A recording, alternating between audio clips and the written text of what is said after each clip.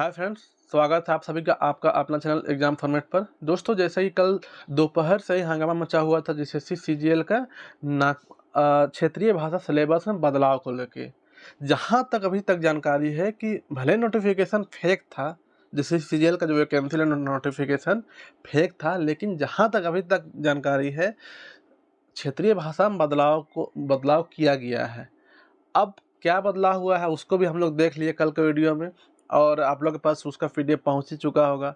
लेकिन इनफैक्ट बहुत सारे चैनल और यहाँ तक कि एग्जाम फॉर्मेट के द्वारा भी, जो कि बहुत हड़बड़ी में बनाया गया था, जिसकी वजह से उसका सिलेबस को बहुत अच्छे तरीके से डिफाइन नहीं किया गया, जिसके वजह से बहुत लेंदी बता दिया गया कि सिलेबस को बहुत बड़ा कर दिया गया है, ऐसे कर दिया गया, वैसे कर दिया गया है।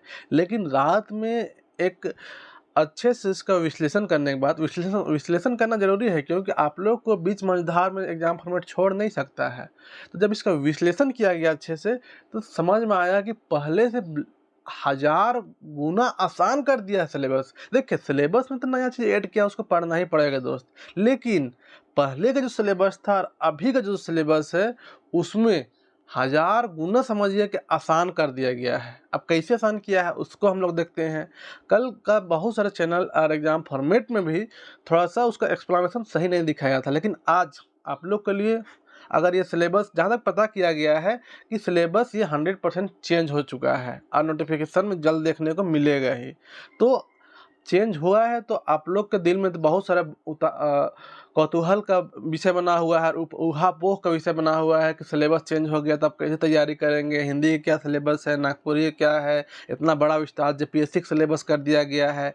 तो आज उसी का हम लोग देखेंगे कि आसान किया है, बहुत आसान किया है। तो कैसे आसान किया उसको आज हम लोग देखते हैं।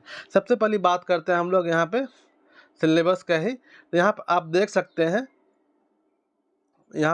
सकते हैं, आसान से यहाँ पे दिया हुआ है कि व्याकरण, यहाँ पे व्याकरण जो पढ़ना है उसको, ठीक है। तो व्याकरण में क्या क्या पढ़ना है उसको आप देख सकते हैं, पूरा यहाँ पे दिया हुआ है। व्याकरण में इतना चीज़ व्याकरण पढ़ना है जो कि हम लोग पढ़ चुके हैं पिछला बार, ठीक है, पढ़ चुके हैं। व्याकरण में तो यही तो पढ़बे किए हैं, अब इसका तो टेंशन खत्म। अब देखिए यहाँ पे एक अगला बात कि यहाँ पे जो आप देख रहे हैं इसको, ये पाठ्य पुस्तक, तो पहले बहुत सारे चैनल और हम एग्जाम फॉर्मेट खुद बताया था हड़बड़ी में कि 3 बुक पढ़ना है। बिल्कुल नहीं, ये 3 बुक नहीं पढ़ना है दोस्ती, ये तीनों में से कोई एक ठोक पढ़ना है, जिससे यहाँ प्रश्न पूछेगा, उसी से ये प्रश्न पूछा जाएगा।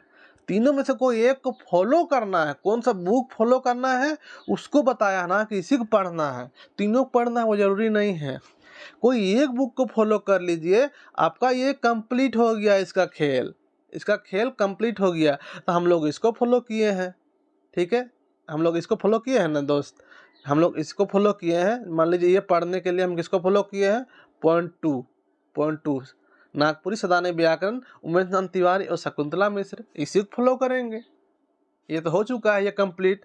चलिए आगे देखते हैं हम लोग। यहाँ पे एक बात है, बनकेवला को कंप्लीटली हटा दिया गया है, तो उसके बारे में बाद में बात करेंगे। अब यहाँ पे पद साहित्य देखते हैं, ठीक है। नागपुरी भाषा के लोकगीत, ठीक है। अब लोकगीत के बारे में बात किया गया यहाँ पे, तो नागपुरी भाषा के जो लोकगीत के बारे में यहाँ पे बात किया है दोस्त, तो आप यहाँ पे देख सकते हैं खुद से, इतना टॉपिक दिया है यहाँ पे। तो पहले क्या था ना कि लोकगीत में क्या प्रश्न पूछेगा, कितना प्रश्न पूछेगा, कैसा प्रश्न पूछेगा, उसका कोई अता पता नहीं था, ठीक है। लेकिन यहाँ पे आप देख सकते हैं कि यहाँ पे सारा चीज़ डिफाइन किया हुआ है कि संस्कार गीत से 3 क्वेश्चन पूछेंगे, पर्व त्योहार गीत से आपका 3 क्वेश्चन रहेगा, श्रम गीत से ये रहेगा, बाल गीत से ये रहेगा, ऋतु गीत से ये रहेगा, सामान्य गीत से ये रहेगा। आप सोच सकते हैं। चलिए आगे देखते हैं। उसके लिए कौन सा बुक फॉलो करना पड़ेगा, तो लोकगीत का तो दोनों बुक में दिया हुआ है। लोक साहित्य और झारखंड का लोक संगीत डॉक्टर गिरधारी राम गंजू जो गिरिराज का है, तो दोनों में से इसी को तो हम लोग इसी को तो फॉलो ही कर रहे हैं। तो देख लेंगे जो जो टॉपिक दिया हुआ है उसको, तो इसको फॉलो करना है, यही दोनों बुक से पूछेगा, ठीक है। कोई एक्स्ट्रा बुक फिर अभी तक नहीं लेना है। चलिए आगे देखना है। अब थोड़ा सा चेंजिंग हुआ है, कविताएं। अब कविताएं में कौन कौन कविता पढ़ना है, तो आप यहाँ पे देख सकते हैं जागा जागा, बिरसा तो रियायत में कौन राइटर, इधर साइड में देख सकते हैं राइटर का नाम नागपूरक भाई मंजेठ मासीत। यहाँ पे 10 गीत है और 10 कविता है और नीचे गीत है 10 ठो। पोइलो बरखा ऋतु, छोटू कपटी माया, ये सब दोनों। तो ये 10 कविता और 10 गीत पूछा है, जो कि आपका बन के और आम था 32 कविता, तो उसके बदला इसको डाल दिया है 10 गीत और 10 कविता। ठीक है, तो गीत मतलब कि बन के राम में बहुत सारा गीत था जी कविता में, तो वही कविता ये गीत के रूप में मिलेगा। तो आपका ये हो गया, ये हो गया। तो इसको कहाँ से पढ़ना है, उसका बुक दिया है। आप रांची यूनिवर्सिटी या श्यामा प्रसाद यूनिवर्सिटी का जब सिलेबस देखिएगा ना, तो समझ में आएगा कि क्या पढ़ना है, और उसका बुक प्रेफरेंस भी दिया रहता है। तो वही बुक प्रेफरेंस यहाँ पे दे दिया है कि पाठ्य पुस्तक में आपका जो उतना चीज़ जो है ना, जो अभी गीत और जो कविता, तो यही बुक वहाँ मिल जाएगा। डॉक्टर विश्वेश्वर प्रसाद केसरी जी का जो नागपुरी कवि और उनका काव्य, ये बुक इसको खरीदिएगा ना, सारा चीज़ ऊपर जितना 10 कविता और 10 लोकगीत है वो मिल जाएगा। उसको आप लोग को क्लियर कर लेना है, एग्जाम फॉर्मेट है ये है क्लियर कराने के लिए। आगे देखते हैं गद्य साहित्य। गद्य साहित्य में क्या है, 10 लोक कथा पढ़ना है। अब हम लोग पहले क्या देखे थे, भुवनेश्वर अनुज जी का बुक में ये सब सारा चीज़ है ना, उसको हम लोग पहले देखे थे कि ये किस प्रकार का कथा है, प्रेमात्मक कथा है, परी कथा है या बाल कथा। लेकिन इस बार क्या करना है ना, इस बार पढ़ देना है पूरा। यहाँ से क्वेश्चन पूछेगा। बहुत सारे कॉल करके पूछते थे ना कि उसको पढ़ना है कि नहीं अंदर का चीज़, तो बताया जाता था कि नहीं पढ़ना नहीं, बस ये जानना है कि दुसुट घोड़ा या मैना और बूट ये प्रेम कथा है, कैसा कथा है, उसका वर्गीकरण बस जानना है। लेकिन इस बार इसको पढ़ देना है कहानी को। तो 10 लोक कथा पढ़ना है, तो बहुत बड़ा चीज़ थोड़े है लोक कथा पढ़ देना है। अब यहाँ पे पाठ्य पुस्तक कौन सा फॉलो का किया है, तो पाठ्य पुस्तक नागपुरी लोक साहित्य डॉक्टर भुवनेश्वर अनुज जी का बुक है, उसी को फॉलो किया। उसी में सारा मिल जाएगा, ये सब ये सारा लोक कथा ना उसी में मिल जाएगा। तो फिर यहाँ पे भी बुक नहीं लेना है, ये बुक तो आप लोग के पास है, ये है, और नहीं होगा तो एग्जाम फॉर्मेट पढ़ाएगा ही।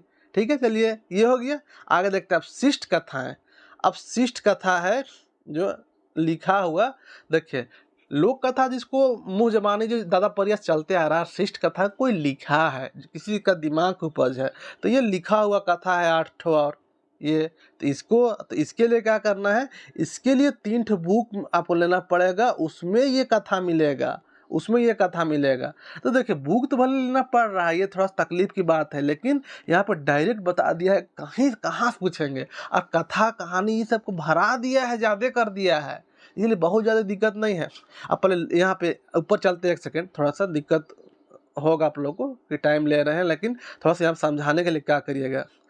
यहाँ पहले क्या था, हाँ यहाँ पे देखिए नागपुरी भाषा का लोकगीत में ये सब था पहले। ठीक है, पहले क्या था लोक साहित्य में, लोक साहित्य में पहले था ना कि इसका वर्गीकरण पढ़ो, लोक साहित्य क्या है, शिष्ट साहित्य क्या है, आपका उसके बाद पूरा लोक गीत का पूरा पढ़ना है, कहावत का पूरा वर्गीकरण पढ़ना है, पूरा कहावत पढ़ना है, पूरा भुजबल पढ़ना था, उसका वर्गीकरण पढ़ना था। उस सबको हटा दिया है दोस्त, यहाँ पे उस सबको हटा दिया है और सिलेक्टेड टॉपिक को डाल दिया है। ठीक है, तो यहाँ पे हम लोग देख लिए हैं, यहाँ तक हम देख लिए हैं। 3 बुक लेना पड़ेगा और एक नाटक है। ठीक है, एक नाटक है डॉक्टर विश्वनाथ शाही का, ये शायद अभी तक तो जहाँ तक मुझे पता है ये एक अकेला एक बुक है नाटक, इसको बुक को फिर पूरा पढ़ देना पड़ेगा। कौन सा है यार, बच्चा वाला तो कहानी रहता है, पूरा पढ़ देना है इसको। ये कहानी एक नाटक है डॉक्टर विश्वनाथ शाही, डॉक्टर विश्वेश्वर प्रसाद केसरी जी का लिखा हुआ ये है, उसको पढ़ना है। ठीक है, यहाँ भी बहुत हार्ड टॉपिक नहीं है ये भी। चलिए आगे देखते हैं साहित्यिक निबंध। अब साहित्यिक निबंध ये इसमें क्या है कि नागपुरी, यहाँ पे क्या है साहित्यिक निबंध है ये। अब यहाँ पे क्या देखना है, नागपुरी भाषा के 8 साहित्यकारों का जीवन परिचय, उनका कृतियों का अध्ययन। ये ना जेपीएससी का थोड़ा सा सिलेबस को यहाँ पे काट कर डाल दिया है। मतलब 8 साहित्यकार है ना, ये नाम दिया हुआ है, नीचे और 3 है, उसका जीवन परिचय, कब जन्म हुआ, कहाँ जन्म हुआ, बाप माँ का क्या नाम था, कहाँ से पढ़ाई किए, और उनका 5-10 ठो जो लिखा हुआ जो फेमस बुक है उसके बारे में पढ़ना है। ये भी करा दिया जाएगा, ये आप लोग का जिम्मा नहीं है, ये एग्जाम फॉर्मेट का जिम्मा है। ठीक है, तो ये भी यहाँ पे ये 8, उसके लिए कौन कौन सा, ये 8 का जीवन परिचय सब कहाँ मिलेगा, तो ये बुक खरीदिएगा उसको। ये सब बुक में वो सिलेक्टेड पढ़ना है, वहाँ पे 50 का जीवन परिचय देवल है, 50 को नहीं, मात्र 8 को पढ़ना है, ठीक है। तो ये भी हो जाएगा, ये भी बहुत बड़ा चीज़ नहीं। आप एग्जाम लिखने वाले हैं, आप मैच्योर स्टूडेंट है, आप सीजीएल का स्टूडेंट है, आप ग्रेजुएट लेवल का स्टूडेंट है, इसीलिए इतना सा बहुत बड़ा हार्ड चीज़ नहीं है, ये भी नहीं है, ठीक है। यहाँ तक समझ में आ गया होगा, ये दोनों बुक में आपको पूरा मिल जाएगा। चलिए आगे देखते हैं, बस इतना ही सा है, इतना ही सा है। अब सोचिए पहले क्या था, पूरा लोक साहित्य मानस क्या है, उसका भेद, ऐसे लोक साहित्य का पूरा वर्गीकरण, कितना वर्गीकरण हो रहा है, पूरा शिष्ट साहित्य, लोक साहित्य, फिर उसके बाद उसका बुझवेल का पूरा वर्गीकरण, उसका भेद, उसके बाद आपका मुहावरा का वर्गीकरण, उसका भेद पूरा विस्तार से।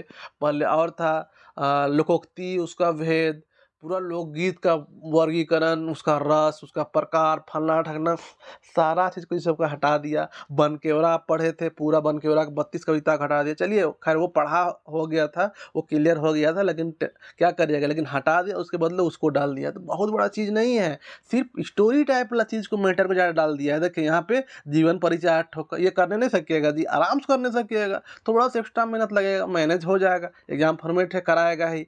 इसके बाद यहाँ पे शिष्ट का था। अब 8 कहानी, किस्सा कहानी नहीं समझ सुनिएगा, बोलिए किस्सा कहानी, इस सबसे तो ऐसे भी क्वेश्चन नहीं बाहर जाएगा। ये हो गया 8 किस्सा कहानी यहाँ पे। और यहाँ पे आपका 10 को लोक कथा पढ़ने में मज़ा भी आएगा, नया चीज़ मिलेगा।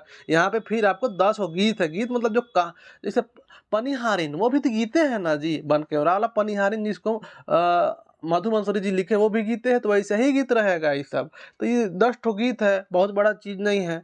उसके अलावा यहाँ पे 10 कविता है, ये उसके अलावा यहाँ पे आप देख सकते हैं, ये लोकगीत का वर्गीकरण, तो संस्कार गीत को डिफाइन करना है, पर्व त्योहार गीत को अच्छे से पढ़ना है, श्रम गीत, बाल गीत, ऋतु गीत, समान गीत, इतना सा क्लियर कर देना है। ये टॉपिक थोड़ा सा मान सकते हैं कि आप लोग के लिए हार्ड हो सकता है थोड़ा सा, लेकिन आपको तो उससे भी बचे जी, कि आपका मुहावरा पढ़ना पड़ता पूरा विस्तार से, लोकोक्ति पढ़ना पड़ता, लोक साहित्य कंप्लीट पढ़ना पड़ता, कंप्लीट लोकगीत पढ़ना पड़ता, कंप्लीट आपको बुझवेल पढ़ना पड़ता, इस सब से बच गए। और यहाँ पे ग्रामर, ये तो कंप्लीट किया हुआ है, इसको तो देखना भी जरूरी नहीं है, काहे कि यही बुक से तो आप लोग पढ़े हैं। तो लगभग अभी भी 80% बुक पढ़ा हुआ है। जो कोई चैनल वाला जो बोल रहा है ना कि 60% उलट पुलट कर दिया है, फलना कर दिया है, कहने को है 60 उलट पुलट किया है, लेकिन बहुत पढ़ा हुआ और बहुत हार्ड चीज़ नहीं है, मज़ा आएगा, ठीक है। इसलिए आप लोग बिल्कुल पैनिक नहीं हो दोस्त, और एग्जाम फॉर्मेट आपके लिए तैयारी करेगी ही, और 1 से 1.5 महीना 2 महीना बहुत ज़्यादा, तो उसमें पूरा कंप्लीट करा दिया जाएगा। आप लोग का ये जिम्मा नहीं है कि आप लोग टेंशन ले, आप लोग का जिम्मा ये है कि आप लोग तैयारी करें, साथ दें, और एग्जाम करने की क्रैक करने का पूरी तैयारी करें, ठीक है। चलिए मिलते हैं नेक्स्ट वीडियो में, तब तक के लिए आप लोग का धन्यवाद रहेगा कि आप लोग पूरा वीडियो देखें। और आप लोग से रिक्वेस्ट है, कमेंट करके बताइएगा कि सिलेबस समझ में आया या नहीं आया, और पहले से थोड़ा सा टेंशन रिलीफ हुआ कि नहीं रिलीफ हुआ, ज़रूर शेयर कमेंट करके बताइएगा। और ये भी बताइएगा दोस्त कि आप लोग पहले और ये भी करिएगा कि आप लोग वीडियो को ज़्यादा से ज़्यादा अपने दोस्त लोग के पास शेयर करिएगा। चलिए मिलते हैं नेक्स्ट वीडियो में, तब तक के लिए धन्यवाद।